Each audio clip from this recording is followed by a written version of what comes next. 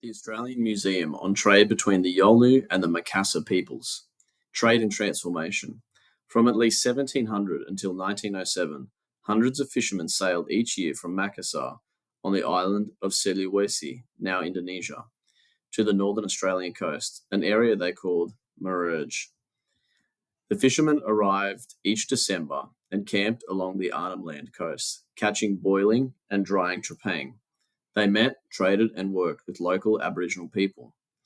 The months that the Makassar spent harvesting in the coastal waters of northern Australia were busy ones. Fishermen speared the trepang from their prows, which means boats, or dived down to spike them with weighted harpoons. On shore, trepang were gutted and boiled in sea water in iron cauldrons, then buried in hot sand to cool slowly.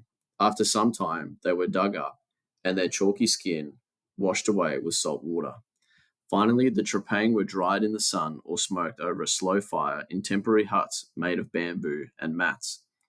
Then, each April, as the monsoon winds began to blow, the fishermen departed, returning the Makassar with the holds of their boats carrying trepang to be traded north to China. Influence on Yolnu society and ritual. The Makassar did not settle in Arnhem Land, but they did have an influence on Yolnu society and ritual. They introduced calico, tobacco, smoking pipes, and words that are still used today, such as rupee, which means money. Most importantly, they introduced an item of technology that transformed Yolnu life: metal. Metal blades, knives, and axes made everyday practices easier for the Yolnu, from cutting food to making large dugout canoes and complex wooden sculptures.